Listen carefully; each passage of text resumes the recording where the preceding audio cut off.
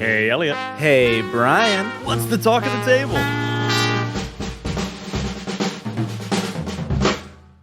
Today, we are sitting down with Tony Vasinda, Chief Alchemist of PlusOneEXP and one of the organizers of Zine Month.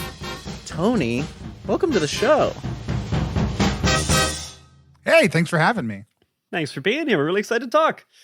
So this is going to be us kicking off our Zine Month coverage. We did a Zine Month series in 2024 that everyone really liked and was a lot of fun, and we got to meet a lot of new designers. And because you are so instrumental in organizing Zine Month, we thought, what better way to start out this coverage than by talking to you?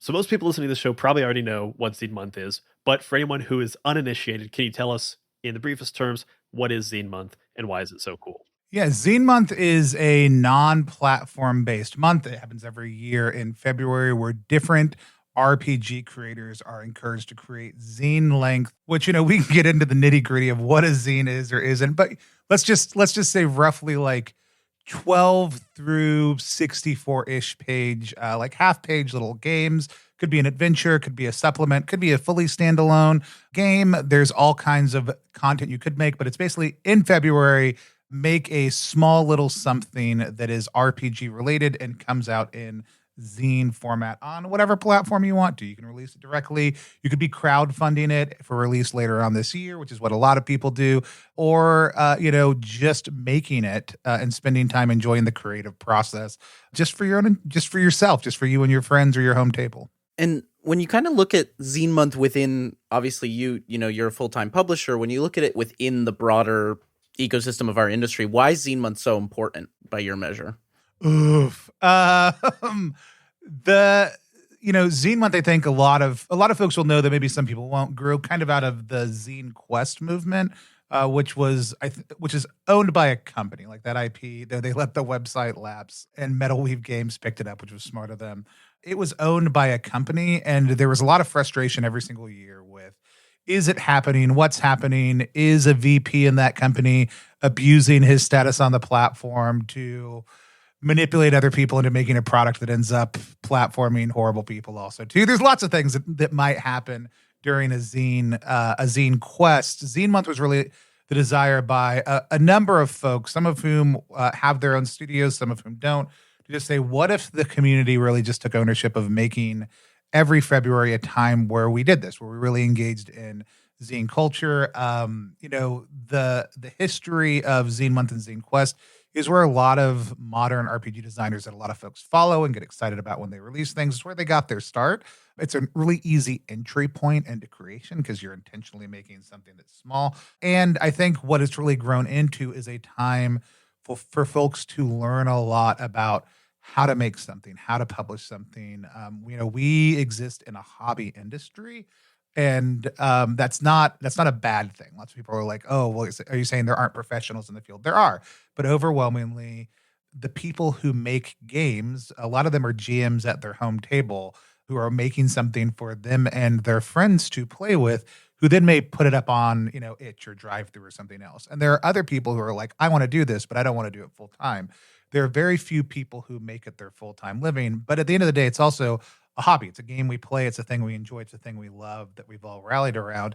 And so I don't know if you know this, but not everybody has a professional background in publication or fulfillment or finances or all the things and all the little hats you have to wear that go into that. And so a big part of Zine Month has become, how do we distribute and share that information in the community, and how do we help people do things better, or at least in a way that's more, for me especially, in a way that's more sustainable. Because I think when we say better, there's all kinds of things that flash in our head, but in sustainable, like if you want to do this again, you're able to not go bankrupt or go insane or any number of things along the process of trying, or just get burnt out and not want to do stuff anymore, right? So creating those more sustainable processes is a huge part of and sharing them during the month of February is also a huge part of what Zine Month is all about. I think last year was the first year that I really paid attention to Zine Month. Like we interviewed a bunch of people and I got to see things. And what's really exciting about this year is seeing the people who we interviewed who were doing their first Zine Month project last year coming back with something this year and having it being even bigger and better, like having learned from the community during this time. it is really like sharing and communal time, which is really great. It is really cool to see people just like dive in and go deeper. I love that you brought up sustainability. That's like one of our, if we had a word cloud for Talk of the Table, sustainability would be quite large for us. And I think that we're going to talk a lot about the resources that get shared, but one of the biggest ones is what you're saying about information. So I think maybe a good place to start windowing in this information is, are there 3 questions, maybe less, that you can identify that you get all the time from designers coming into Zine Month that we can put on record, put on mic here to help people out? Yeah, I think they come in a couple different ways, but one is like, hey, I want to do this. How do I tell people about it, right? Like whether that's marketing, whether that is sales, or that's just general, like I'm excited and I want people to know, but like I think it falls underneath the big bucket of kind of like marketing. The other one that we hear overwhelmingly is like, hey, so when I'm done, like, how do I get these to everybody, right? Like, how do I ship these? How do I, get these out to people? We would call those maybe fulfillment or logistics or, any other number of things. And then the other big one is like, hey, who, and this is, very big, but who can help me with this, right? Like, and those come up with the first 2, but it is also like I need art, or I'm looking for an editor, or I just don't want to do this by myself. I think I'd put out my number one piece of advice was because I see people kind of asking the question sometimes without even knowing they're asking it, right? Like they're just saying, well, I don't feel like I can do this by myself, which is asking the question in a lot of ways. Like, is there someone who can help me? Is like the best way to make a small project is the same thing that is oftentimes great about adventuring parties. It's just a bunch of idiots who want to do the same thing, getting together and going on a journey together, right? Trying to figure things out. And you don't necessarily all start like super proficient at what you're doing. The goal is to continue to get better as you're kind of on that journey. So, finding a couple people you can go and be dumb with and figure things out with together, I think is one of the best parts. The goal is everybody starts with enough skills to get you through the initial part of the journey. But like sometimes we'll find artists who are like, I wish I could make things for people, but nobody ever wants to hire me. Or a writer who's like, I can't afford art. And we're like, well, what if y'all just did this together and just split the profits? Like, what if y'all just worked on a project? And if you each have an idea for a project, cool. Just pick the order you're going to do them in, right? Or do a duet set where you're doing each of your ideas as part of this.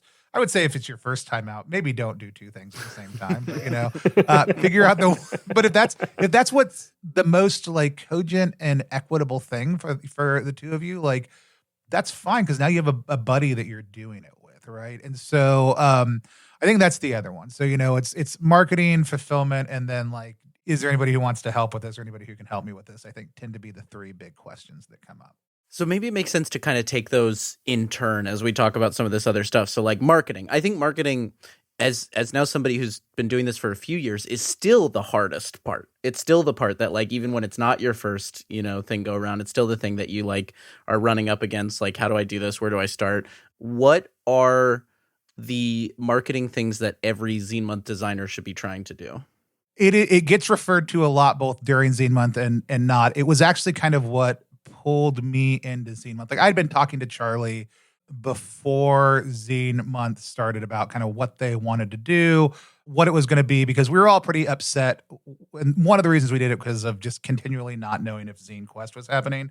But also then Kickstarter took a really weird line on AI, which they have since, backpedaled. And we were like, well, screw this. Let's go do something else that we can decide about. So Charlie and I have been talking about it from the get-go. And then it was the first question. People were like, we just don't know how to get the word out. And I was like, look, I know how to make a press kit and I know how to engage media, both because I make content. So I know what I like and how I want to be contacted, but I also do it well. Like I'm able to reach out to people and get them to look at what I'm doing. And a big part of that is I knew how to make a press kit, right? A very simple 1, maybe 2-page, but ideally just 1-page kind of explainer of here is the thing I'm trying to do. Here's some key text. Here are some core images.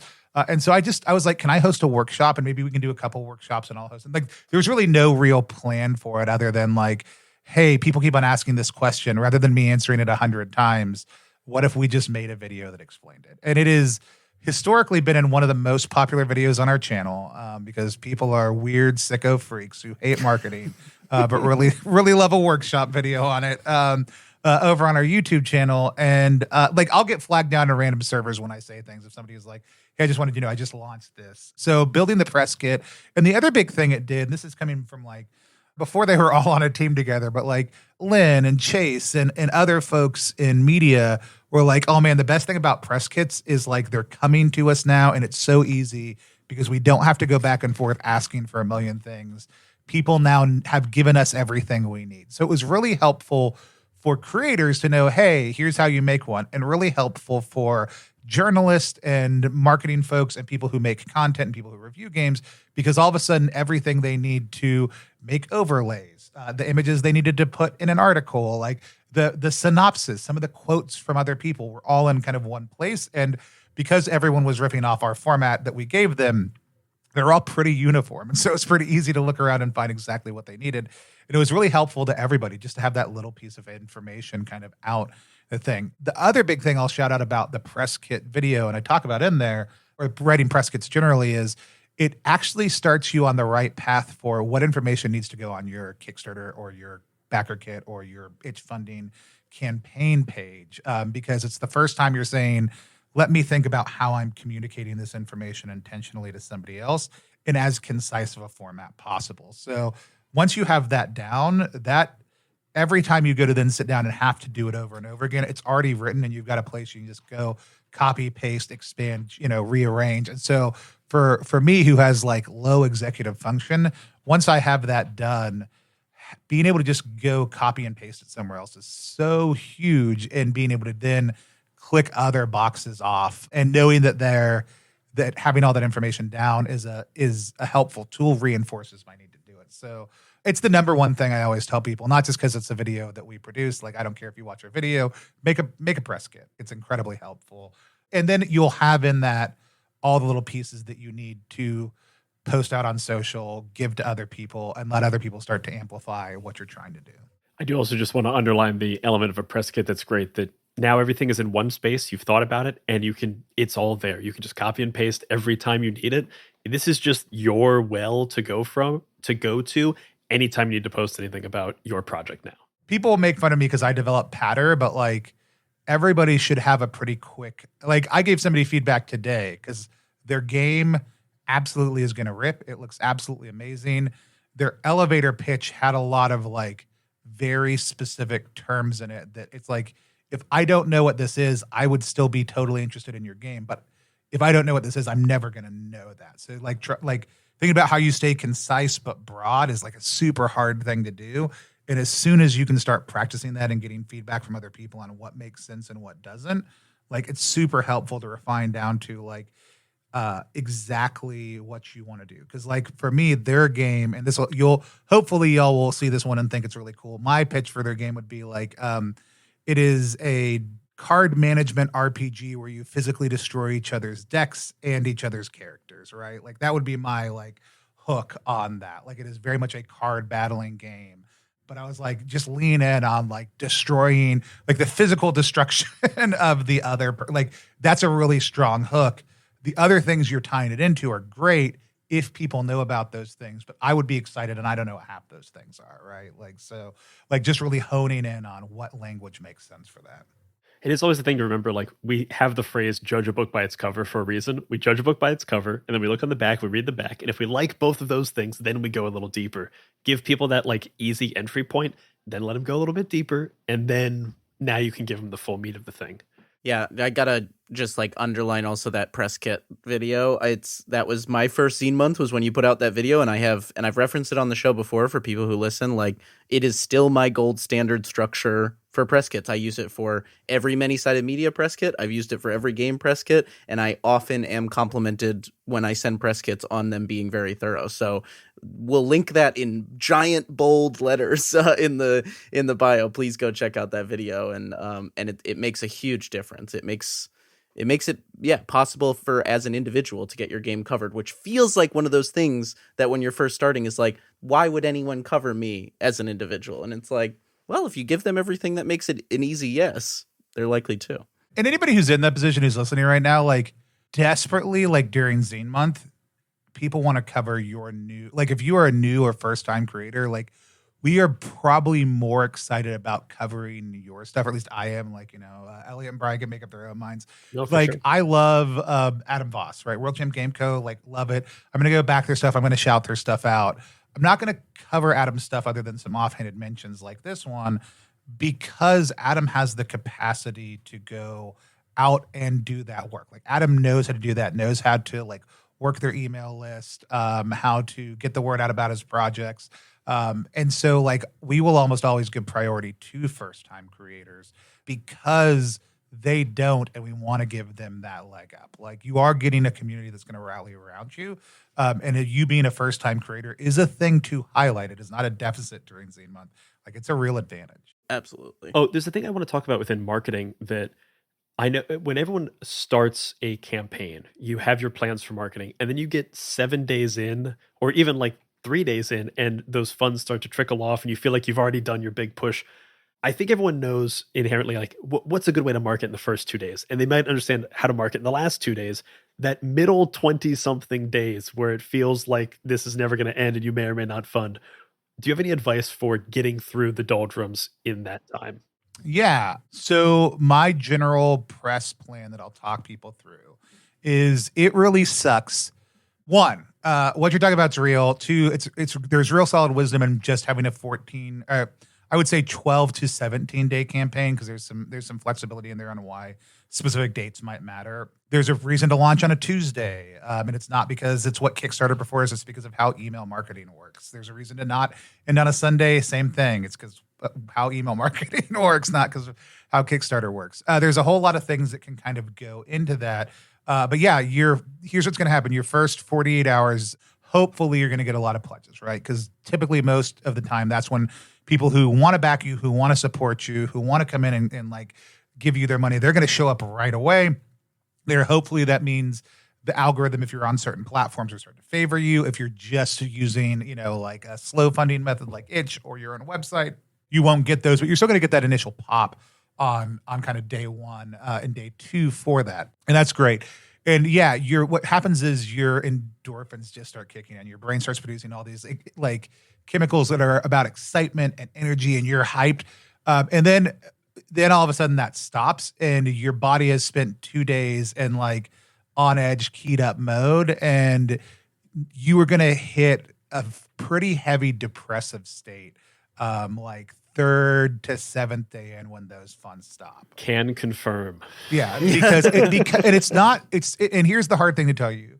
It is not because you are actually feeling bad. It's because of the way the chemicals do in your brain. It's because money is horrible and capitalism sucks, and it's gone now, and your mind knows to be excited about that money when it's coming in, and it knows to be sad about it, but it's really just chemicals flooding your brain. Like, and that's something you have to kind of remind yourself, like, this may not be that bad. Do I need to market more? How, or have I already met my goals? If I've already met my goals, maybe I can just be okay, even if this is hard, right? But let's say you haven't, you need to keep on going, which is the actual question. My big thing is, before your campaign, you want something that you can promote every 3 days, right? So in a 14-day campaign, let's say, you essentially want 5 or 6 things you can promote, because on day one, or the day before day one, like day -1, you can say, hey, I've got a Kickstarter launching tomorrow. Like, please go follow it if you haven't. On day 2, you're going to say, hey, my Kickstarter launched today. Please go follow it. On day 3, you're going to say, hey, my Kickstarter launched yesterday. Please go check it out if you haven't, or share it if you have. And then you're going to feel like, I don't ever want to say to go to my Kickstarter again. And you're going to feel like you're just begging people for money on the internet. It's way easier if it's like, hey, I've got an interview with the team over at Multisided Media on tomorrow. Check it out. Hey, I've got that interview today. Hope you can listen. Hey, did you check out that interview yesterday about my Kickstarter?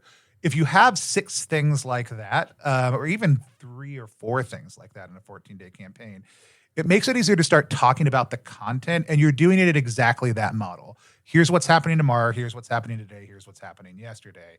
So that you have something to post every day, but you don't need something new for every single day. And that might sound like a lot, but you can, if you're not getting media coverage, hey, here's a contributor that I'm really excited about. Here's why I picked the editor I'm working with, right? Like, I want to tell you a little bit about, another project they've done today, right? And tag those people out. Then I'm going to tell you a little bit more about, why they've been a great partner for me tomorrow.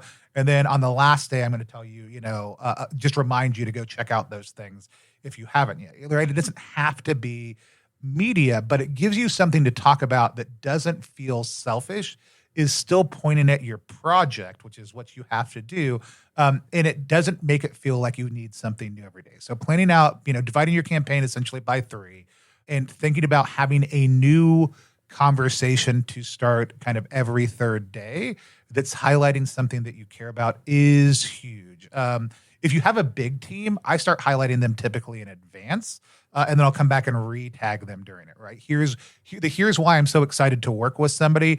Typically, those will precede any project I'm working on, and I'll just go point at all their cool stuff, right? And then drop my Kickstarter page, because I'm typically just excited to work with that person and honoring their contribution, because overwhelmingly none of us are paying each other enough, right? And everybody knows that, and that's all fine. By sharing their other work is a huge win for somebody who's probably going to do the same for you in a couple of days when your project goes live, right? So starting to think and kind of beat out for after that first 48 hours, because that first 48 hours, it's like, hey, we launched, right? It's going, please go back it, right? Direct ask. Then after that, here's the podcast I'm on, here's the blog covering me, here is the Rascal article, which you can just you go post one. You don't even have to wait. You take all the information from your press kit and just go drop it in as an announcement. And using those things as tools to be able to continually talk about it without saying the same thing over and over again is huge. And then I don't hit every Facebook group or, Discord community on day one because it's noise. There's a lot of noise, a lot of projects launching. If people see my thing in 6 places, they're not going to go do it. And a lot of places would prefer you didn't just constantly post in their community about your thing. Once a week is usually enough. Coming back on day 7 and having left some really intentional communities that I'm like, now that I'm past the communities that I'm very well known in, I'm going to take that next step out and go post a little bit about my project in some of those communities is a good thing to do on day 7 also too. Yeah, I love what you said about the even if you don't have any events, the team can be part of marketing as well. And you hear that sentence and I could see people being like, oh, that sounds bad, but it's to the benefit of your team to use their name and highlight their work. And I think that one of the things that I always do with projects is I send the team an email the night before a project launches and I say, hey, we're launching tomorrow, as much or as little as you're comfortable sharing. I would love it if you at minimum interacted with me. Here are 2 assets you can use on day 1 if you would like to, and making it really easy for your team to get excited about the project, because if they're working with you, they're probably excited about the project and want it to succeed, because if it succeeds, they get paid, you do well, you're more likely to work together in the future, which I think I can transition that into, okay, how do we find that team? How do we find these collaborators to work with? There's, I look at, Zine Quest, the first Zine Quest saw a lot of really cool collaborations. And it was around that time, and I'd have to go back and look at specifics, whether Brain Trust really immediately grew out of the first Zine Quest or whether it was other stuff that Adam and Will were doing together separately from that. But it was around that same time that Brain Trust Discord community really kind of popped off. And really in the next second and third wave of Zine Quest, you saw a lot of people who were like, hey, I followed what Adam and Will were doing. And I got in that community. And we talked about design, and there were people who were willing to promote things, and there were people who were artists, and there were people who were primarily editors, or who liked writing mechanics, or who liked writing, narrative or lore. You started seeing all these different temperaments, and people just started working with each other and started doing things together and started saying oh, I love what you do. Do you want to go work on this thing together? And, now there's a whole kind of set of Discords and other publishing communities and groups and collaboratives that have grown out of that initial kind of kernel idea. A lot of whom are still active in that community, but a lot of whom have gone on to have their own very vibrant communities that they spend most of their time in and do a lot of their design collaboration in. Finding people who do work that you like and going and being a part of that community. And then overwhelmingly, most of those communities have a place where they'll post out when people are looking for something and just hopping on and trying, or just saying, hey, I'd love to work with somebody. Or if you see somebody else who's posting about wanting someone to help them and it's something you do, just offering and being transparent around this is my first time to do it, but Facebook groups and Discord communities that are managed by people whose work you like. Finding other people who like that work it's the easiest way to do it. And I would throw out, like, if you like Merkborg, if you like Mothership, like, they both have great third-party communities that focus specifically on that design. Just specifically to drill down on something there, are there any Facebook groups or Discord communities specifically that you would recommend that people check out? I mean, I would throw out that the RPG Zines Facebook group that I do now admin. Like, I've taken over that group through a bloodless coup. It was poison. It was poison. No, everybody. Tim said, "Hey, I don't feel like I give this group enough energy. I feel like you're in there all the time. Do you want to just take it over?" This last year, and I said, "Oof, give me 2 days to think about that." Well, I was pretty sure I would already say yes. So, RPG Zines Facebook group. If you're an elder millennial like me and still on Facebook, or maybe even part of Gen X, who knows? Then head on over to Facebook. Go to the RPG Zines group. The Plus One Discord, super open and super welcoming. ttrpg.link/discord will take you straight over to our community Discord. We're big fans of it. But I mean, the number one for Zine Month would be the Zemo Discord. Would be the number one I would recommend. It is specifically what people are there to do. There is a looking for collaborator channel for exactly that.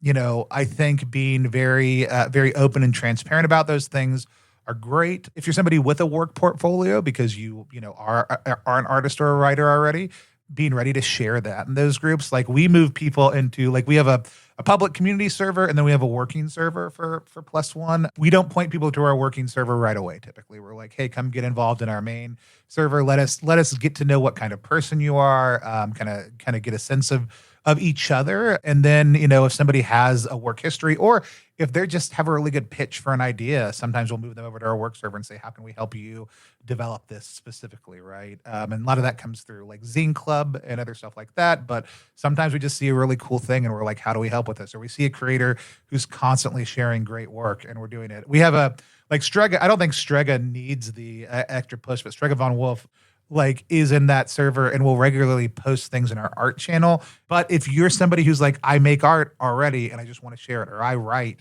or "I do layout and I just want a place to drop samples and get feedback," that's a really great community to do it in. Zine Month one's a great community to do it in.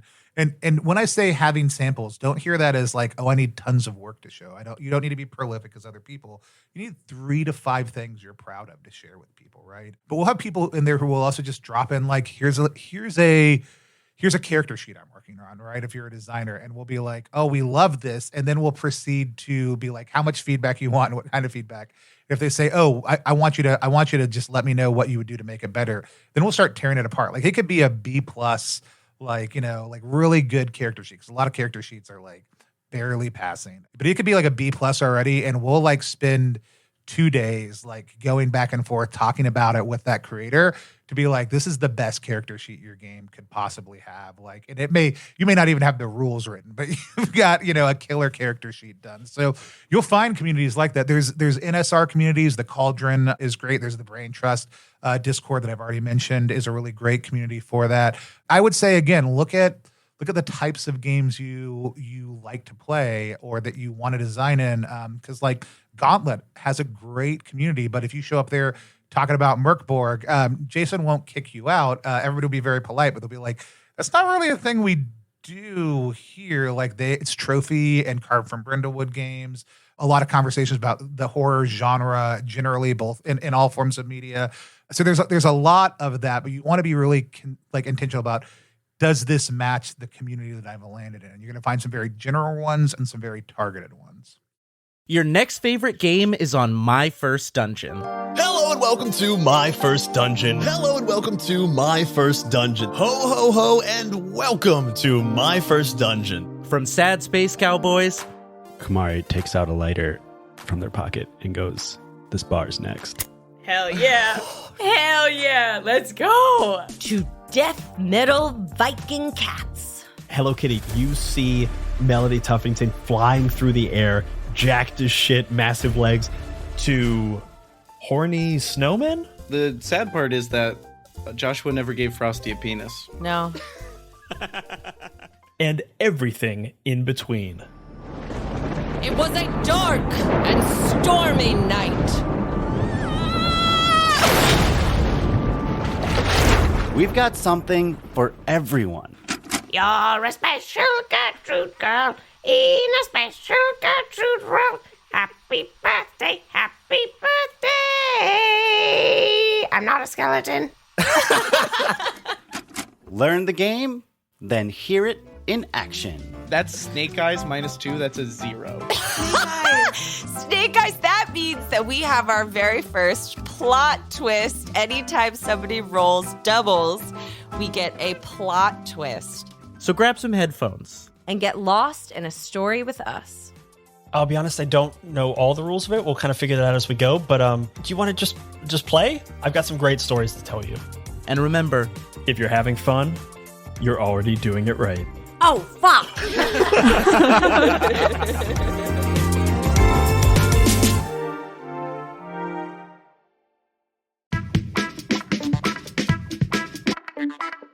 hey there, it's Elliot from the Many-Sided Media team. In addition to playing and producing here on My First Dungeon, I'm also a game designer, known for such games as Something is Wrong with the Chickens, a rules-like game of chickens, eldritch horror, and revenge. Project Echo, a solo time travel game played in the pages of a planner. And the upcoming Rom-Com Drama Bomb, a 3-player game of meet cutes and mayhem. If you like weird and unique games and want to bring something new to your table, head to moreblueberries.shop and use code MyFirstDungeon for 20% off your order. That's MoreBlueberries.shop. Thanks.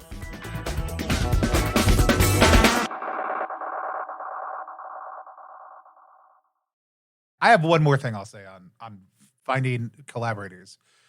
Regularly, you will have bigger name people offer you something. Hey, I'm happy to do a free consult on your Kickstarter page. Hey, I'm doing editing. I have a set rate for new people. It's very affordable. Hey, no, I'm happy to do a quick image for you at a lower cost than my normal thing might be. And sometimes they'll even say like, oh, I've got this many I can do, right, for Zine Month specifically. And overwhelmingly, when I or other people offer that out, people go, this is so great. This is going to be so helpful for someone. I wish I had something like this for my project. Cool. Then why aren't we doing it for your project? Like when people offer those things and you like their work, take them up on it. So often we will go we'll offer something out that's either free or very affordable and go the entire month with no one taking us up on it while constantly asking, I wish somebody would help me in this way. And we will, oh no, you're too big of a deal, or this person, Richard Ruane is too famous of a person or whatever. Like, I don't want to take up their time, or this could go to someone else. Just say yes if you need that thing. Like, we're offering it for a reason.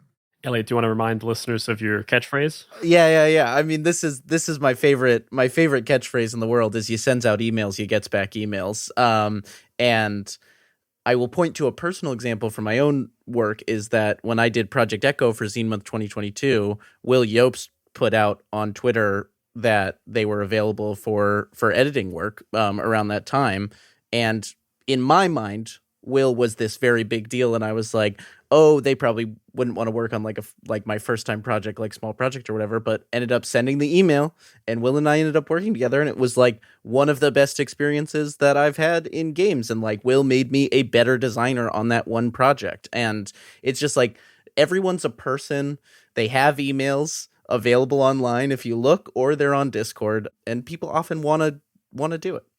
I will say just a thing to add to that. If you are going to reach out to someone that you think that you are worried about reaching out to, I would definitely take the time in your email to be very specific about what you're asking for, be very specific about what your project is, and very specific about what you can or cannot offer. So if this is, I can't offer you any money, but that's totally fine, but say it right up front so that you're not putting someone else in a position of they now have to ask a question.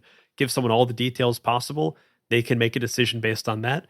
Hopefully that decision will be yes, but if it's a no, at least they have everything available to them and they're leaving that interaction with a good feeling rather than feeling like I kind of had to work to say no and I don't really want to. I think that one of the other things you brought up in there is this idea of like on these collaborative Discords, people will send things out and ask for feedback. And I think that feedback for a first-time game designer is something I want to pull out of there, is that like, what's the advice you have for like a person who maybe for the first time is going into these community Discords and saying, hey, tear apart this thing I made, or working with an editor for the first time on their project and having to deal with like a real formalized kind of feedback. Like some people might not have done that in any kind of way before. Yeah, formalized editors, most editors I know, and you'll get a sense pretty quickly whether somebody is the right editing partner for you. Like, I even have people, like, I have team members who I have to check and be like, are you okay if I give you dev feedback, right? Because some of them don't want it.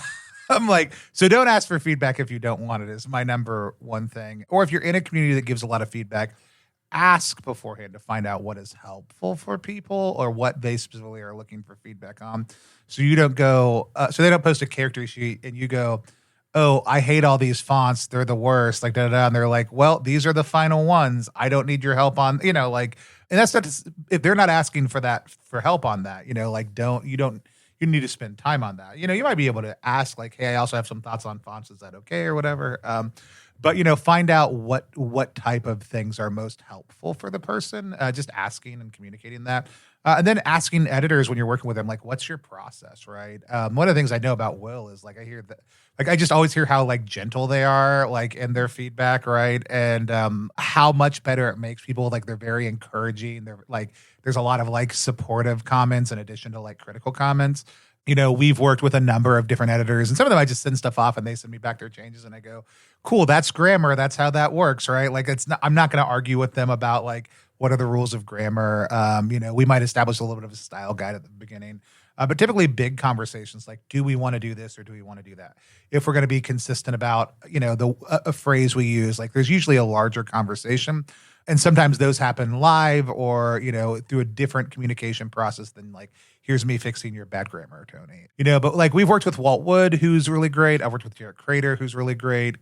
Christian Sorrel Meat Castle is really phenomenal. There's a lot. Joe, who does a lot of our in-house, the third Joe does a lot of our in-house editing. They all have different approaches to how they do things. And it depends on what type of editing they're doing, whether it's just line editing or copy editing, or whether there's some sort of developmental editing, like, hey, I want to help make your game better. Like, here are do you want suggestions on that? So knowing what you're getting into is a huge part of that. But then just also realizing at the get-go, like, you're not going to make a perfect game and you're not going to make a like flawless thing. Like, I get some people whose work I get back and I rarely ever need to do any editing besides maybe a few consistency or word choice items on what they've done. But there's a huge world there. I think, when you're working with an editor, ask about their process. If you are posting in a Discord, just be prepared that people are not going to necessarily consider your feelings when you ask for feedback. And they're probably not trying to hurt your feelings. And it's okay to just pause and they say, hey, like, thanks for the feedback. Like, I'm going to think about that and move on. Like, you don't need to fight with them. But I think what is most helpful actually is like playtesting feedback in some ways, because that is the thing more people can mention. It's your friends. Your friends are going to be really supportive.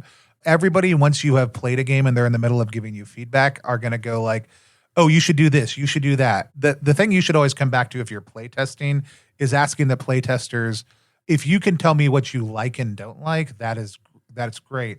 I'm also okay hearing ideas you have on how to fix it. Or don't worry about telling me how to fix it. Just tell me what you like or don't like. Playtesters, even ones who are game devs, are being asked to come play your game to tell you what they like and don't like. You are not paying them to fix your game. And honestly, they probably don't know how to. Like, when I sit down to play test a friend's game, I am bad about this, but I usually will ask them ahead of time, hey, if I have some dev thoughts, do you want them? And if not, that's okay. I can just tell you what worked for me or didn't work for me. Because I'm going to solve problems in a different way than somebody else who sits down to play it, who has a different type of play culture or background or preference on different ways that they engage with a system. And you're going to get a lot of conflicting feedback if you ask people to solve problems for you. If you ask people to identify problems for you, you're going to get a lot of consistent feedback about typically what does not work and what does work though. So asking other people to identify problems for you is great. Asking people to solve problems for your game rarely ever works out the way that you want to or makes your game better. They should be kicking it back to you to do that. And if you want ideas from them, then it's great to ask. But that's development, and that's a different type of thing. And like I do game development, like I dev systems for people, But then I have to get into that creator's mind and know what they want and know what they're trying to do to help them do that. That doesn't come from just sitting down and playing the game once or twice or 3 times. Yeah, there's another thing you said in there about like, this will not be a perfect game. You will not make a flawless game. And I think that goes back to kind of something you were talking about at the beginning, that Zine Month is largely about getting something out there, experiencing the process of making a thing. And it's like, once you've made your first thing, you've made it. You know, like nobody can take that away from you, whether this was just like one thing you wanted to do or you want to do it again. Like that's kind of what it's more about than like making this is not going to be your Zine Month is not going to be your magnum opus, I think is a good thing for people to remember. Also just remember D&D is now in its 6th edition. Like you can always do another edition later if you want to. People still aren't going to be happy. Or fix things even in the same edition in a second printing. Like one of the here's the deal. You're going to print 50 to 100 to 200 to 500 and maybe 1,000 copies of your game from your crowdfunding project. That sounds like a lot. And you may not even sell all of the copies you print, but you might sell all of them, and you might need to reprint in 6 months, and you can fix things then. Like you can add more, you can change things and send people a new digital copy of the game and say, hey, we made some updates. Here's the new thing. We have a creator. It took forever for us to get into Zine Club, who I really love. And a big part of it was they're so hesitant to put things down into print, and it took a long time. And now they're already like they're doing another project with another publishing partner during Zine Month, right? Which is great. And like we don't do weird toxic exclusivity things, so we're excited to go champion that project.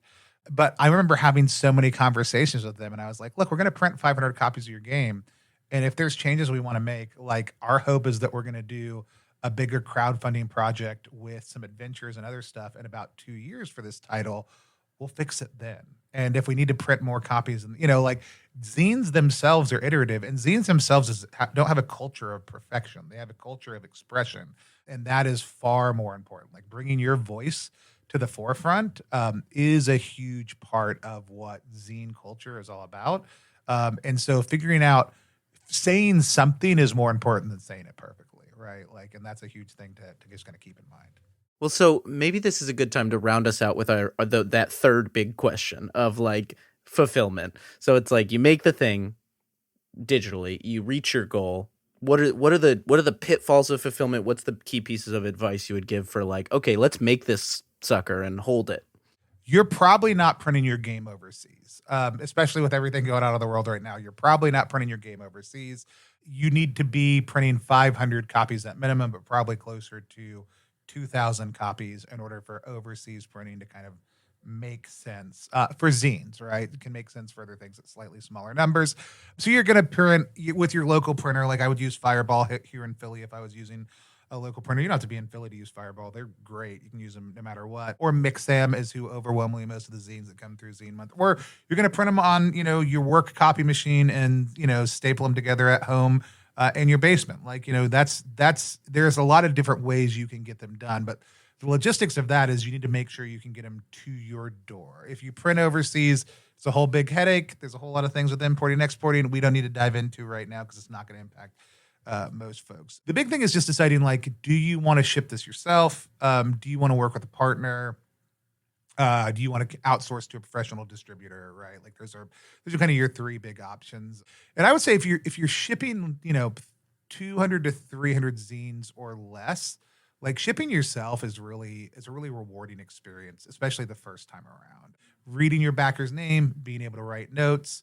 All that kind of stuff is really great. If you can find someone who has access to, or if you can afford as part of your Kickstarter funds, about $150 for a thermal label printer that'll print on 4x6 sheets. You'll save yourselves a lot of headache. If you can take a CSV like sheet, an Excel spreadsheet, and upload it to a lot of different shipping softwares and platforms, or just do it all manually if you need to. But things like Pirate Ship and some other resources out there exist for a reason. They're great. You can upload a spreadsheet and get the amount it's going to cost and print out labels, all from the back end from a number of different websites that will sell you cheaper than average posting. Or you can just get the addresses and hand label everything and go down to the post office and drive them insane for 2 hours a week, which is what I did when I was launching one of my first online e-commerce businesses for about 3 years. It wasn't 3 years. It was only 6 months, but it felt like a really long time. So there's a lot of that. Rollo printers are the brand that I like the best. They're fast. They're good. I've had to replace 1 million Dymos. I've never had to replace my Rollo. I'm about to buy a new one just because there's a new wireless model out, and I'm redoing the printing station, so why not? So you're going to do that. You're going to use either you're overwhelmingly going to want to use like rigid lay flat mailers or a bubble mailer with a rigid insert. You can don't purchase from Uline. They're a horrible company. They are inexpensive seeming, and everything will be to you the next day. And I won't judge you, but you should not buy from Uline. They're a scummy company. However, there are plenty of places out there you can buy rigid lay flat mailers that are going to be 6 inches by 9 inches, which will fit 1 to 2 zines plus some patches or stickers or swag in there. And you're going to be able to get them for like 35 to 40 cents each. If you've got a bunch of other stuff you got to put in there, you got to buy some boxes and fold them. But none of that stuff is anywhere near as hard as you think it is. But if you're doing more than 200, you might be like, well, I don't want to ship them myself anyways. I want that to be somebody else's problem. Cool. If you ship them yourself, you can use media mail. You can charge your backers as little as like $4 and not lose money.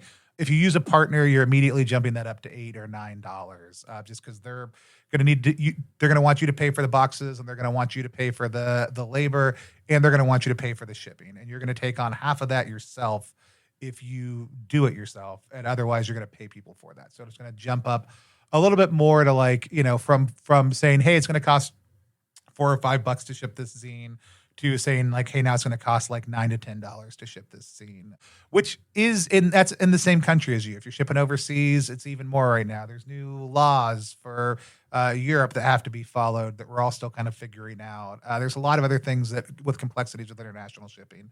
It's very reasonable for Zine Month to just say, hey, I'm only going to do a couple hundred. I'm going to ship it myself. I'm not going to do international shipping. I can figure that out after the campaign. But if you use a partner, like we take on a handful of select clients, like through Zine Month, you're welcome to reach out. I may very well say yes. I might say no. Typically, we work with folks who we are kind of invested in more generally, or maybe we already print something of theirs. Maybe we're working with them. But if you're a new creator and you've got a really great idea, we're always happy to have a conversation.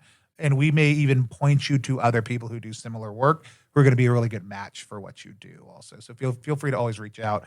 Don't be offended if we say no. But yeah, we do some of that. But Floating Chair Club is great. Flying Cloud does Kickstarter fulfillment, who Exalted Funeral uses for shipping. There's a lot of great international services.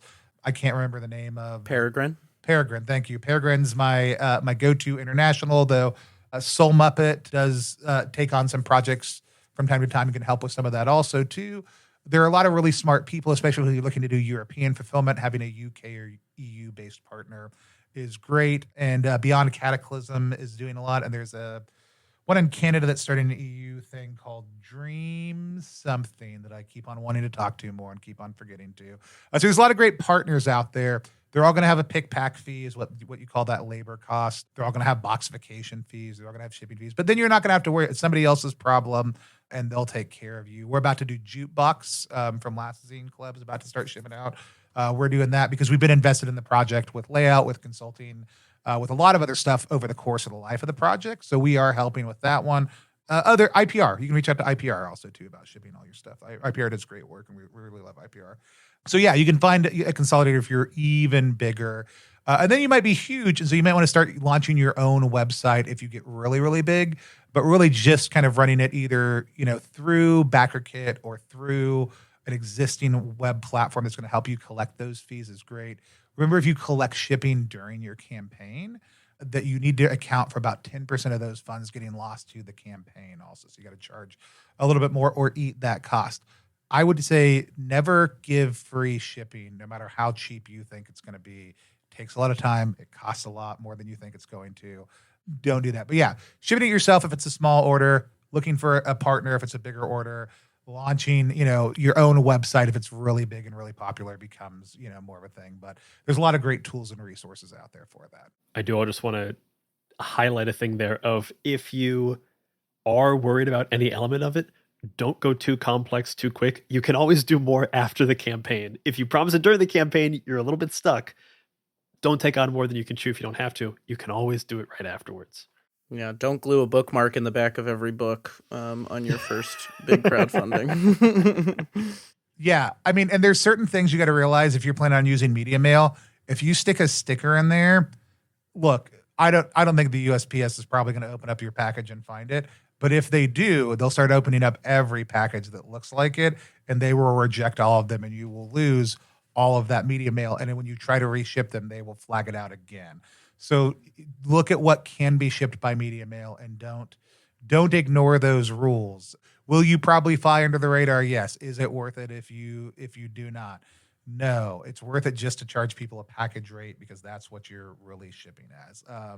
UPS and USPS are my preferred ways to ship currently. Also, DHL and FedEx tend to not do what you want them to do a lot of the time. And so, but yeah, it's really not that hard. Putting on a TV show in the background, zoning out for, with the setup I have, I can personally, if it's a Kickstarter style fulfillment where you're doing the same packages over and over again, we can do about 800 to 1,000 packages in a day out of the house, which is a lot, but like we have a setup for it. But the setup is like $300 worth of stuff. Like it's not a huge amount of investment to have what you need to be able to just go when you're shipping the same thing over and over again, right? Like, because we get 2 people and we just assembly a line and pick, pack, and just breeze through it. And so yeah, I mean, you can do a lot with very, very little. We are going to do, as part of our professional development workshop again this year, we are going to have a fulfillment and logistics kind of deep dive that we're going to do. So we'll go a little bit deeper into that on the channel when we do that also. Hell yeah. Brian, did you have any last things? I feel like, we could talk literally all day about this stuff, but I think bringing us to a head, Tony, before we ask you last question, is there anything more that you want to add to this conversation about Zine Month? Yeah, I mean, get out there and back some zines. Look for small creators. Look for the weirdest games you can find. If this piqued your interest at all, if you want to come back and do more, hear more about what my thoughts on most of this stuff is, we're going to do 5 professional development workshops over the course of Zine Month. They'll be basically, I think they're going to be on Wednesdays. They'll probably vary on time based on the guests we have. They cover everything from refreshing on some of the new marketing and new crowdfunding platforms that are out there, how to build a page, logistics, how to handle the retail side of conversations, working with game stores, with your zine after the fact, how you get them into distribution, other stuff like that, along with a whole slew of other things we've seen kind of come up doing Zine Club this year. Like, what are the common questions that creators who we're working with are asking internally, and how we can use Zine Month as a way to create better content for our internal processes, but also for the entire community. If you aren't a member of the Zemo Discord yet, you start there and you'll know when other stuff is coming out. So this interview is only your first stop in your continuing education, trying to make zines professionally. Hoping that the next workshop takes you home.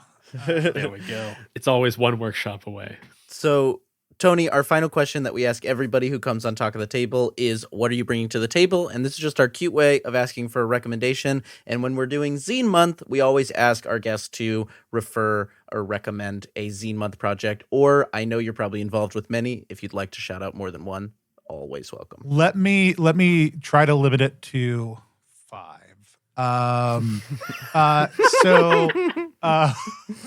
One, Repugnant, which was a Zine Quest 3 project that I worked on with John DeCampos, has an expansion coming out. I did a little bit of dev and consulting work on it, but John's really carried the full force of that, and it's his project for Zine Month. So it's called Repugnant, Scrap, and Spoils. It's got some new kin and some new mutations. Repugnant's the world's most disgusting RPG.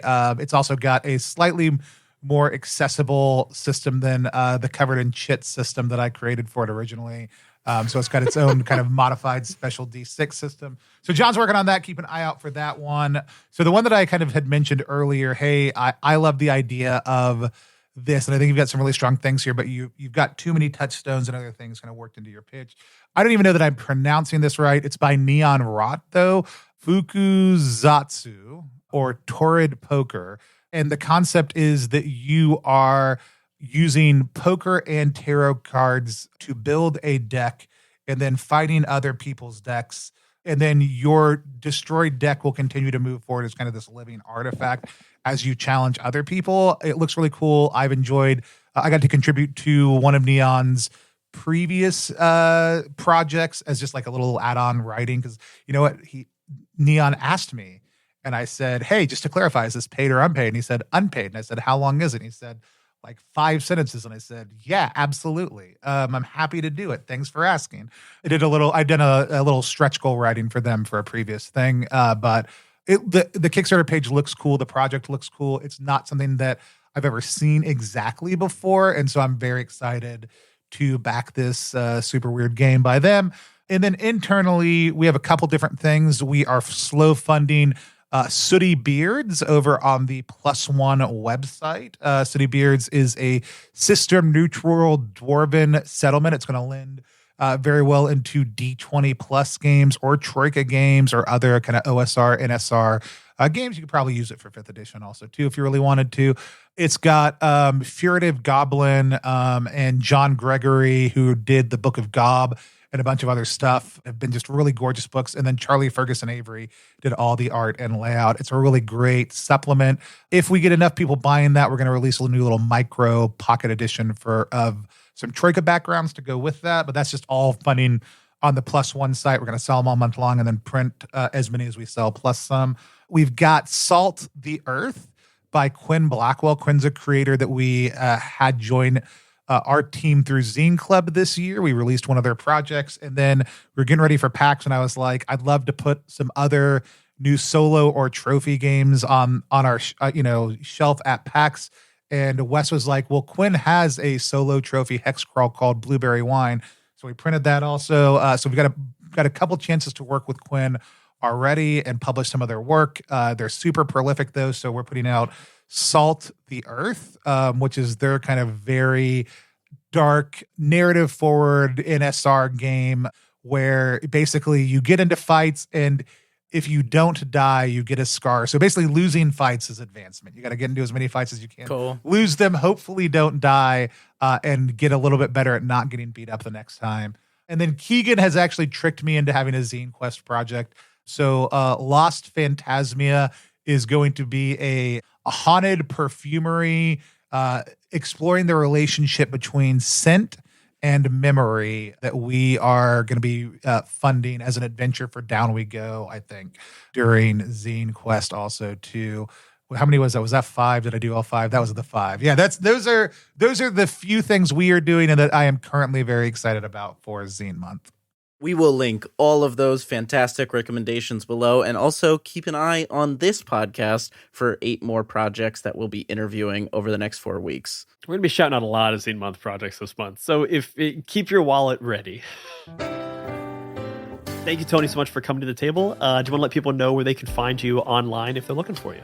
Yeah, if you are looking for the work that Plus One does, we are at PlusOneEXP across pretty much every social media platform as they come online, emerge, disappear, and then come back again even. So at PlusOneEXP. I'm at Tony Vasinda personally across most things and pretty open to personal outreach also too, though I man all of our company accounts also too and use most of them as semi-personal accounts also too. So feel free to reach out either way. You can find all of the games that we do at PlusOneEXP.com. If you like Zine Month, but wish, man, wouldn't it be cool if zines came to my house all the time, all year long? You can join Zine Club also, too. You can go to rpgzine.club to check out the monthly subscription service we have there. It lets us invest more intentionally in small and emerging voices in the creative field. So if you like what Zine Month is about, but just wish that was kind of the entire year, you go to rpgzine.club